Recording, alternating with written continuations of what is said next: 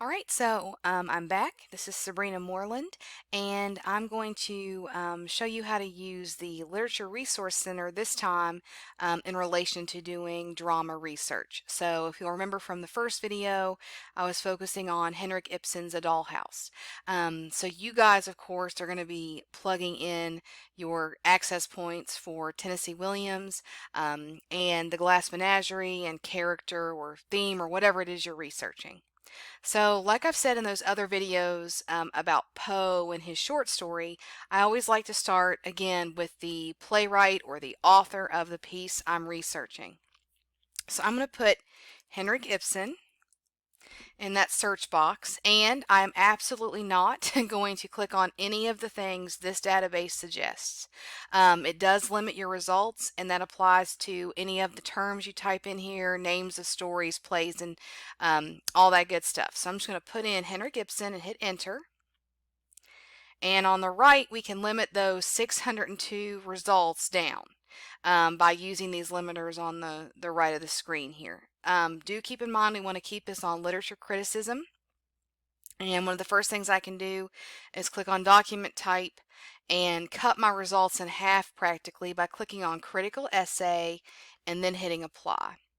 This is just sort of another layer of ensuring that what I'm getting is not just an overview of my story or play or whatever it is. So now I have 342 results, and I can very quickly click on name of work and see that my title appears in this database, and it does right here under Doll's House.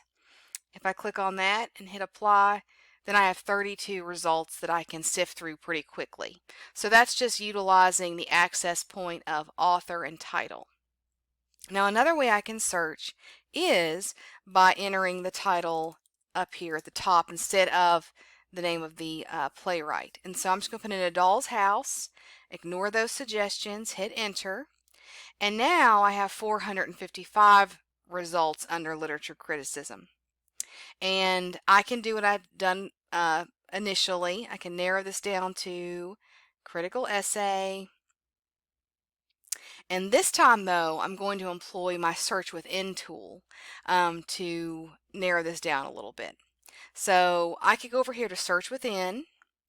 And since I'm focusing on Nora's character and this idea of the role of women, gender equality, that sort of thing, Victorian marriages, whatever it is, I'm going to use Nora as my first search within search. So I'm going to put Nora and hit enter.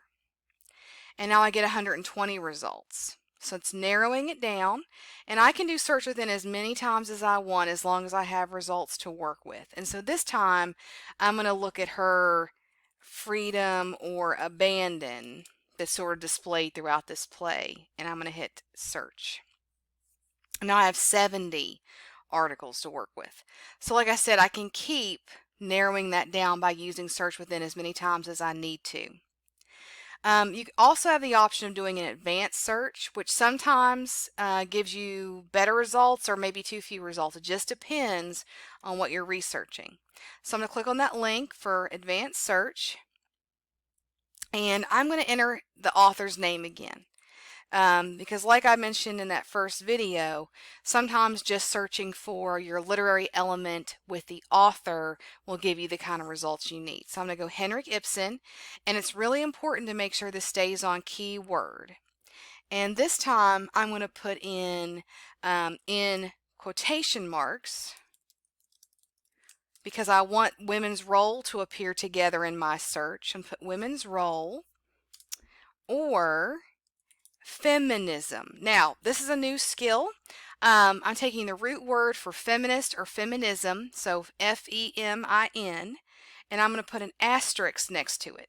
This is called truncation, and what this tells the database to do is search for that root in all my articles. Okay, so it will look for different endings for feminine, feminist, feminism, feminist criticism. So it's going to search all that stuff. That's just a little librarian trick there.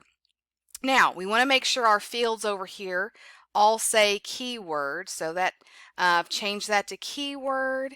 And I'm going to see what happens now having Ibsen women's role or feminism. Now I get 18 results. I can go through those very quickly.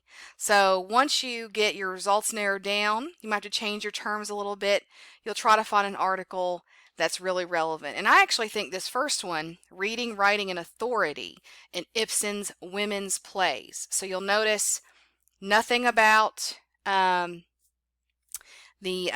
doll's house in the title, and that doesn't mean that it all is lost, okay? Because again, these articles might contain really relevant information that you have to sort of find in the article itself. So I'm going to click on the name of that article, and when it loads, I get the HTML version, and I get some subjects on the right, and my search terms should appear in red. So there's feminine, right? Remember that truncation, that asterisk I added there? Feminist, so all those different endings and so forth appear. Now we want to make sure this is relevant. So one of the things I can do is hit Control F and search for maybe Nora's character. And there it is. So that talks about Nora. I could look for a doll's house throughout this. So this is talking about his plays in general, but that does address Nora. And do remember that the database features are helpful, so you can cite your source. When I click on that, there's the MLA 8th edition that I can copy and paste into my Works Cited page. Want to make sure it's written right. Right now, immediately, I'd have to edit the title because those main words need to be capitalized. Check those other the Purdue OWL site, your handbook, and so forth. You can email it to yourself, you can download, you can print off. Sometimes when we download, it just depends.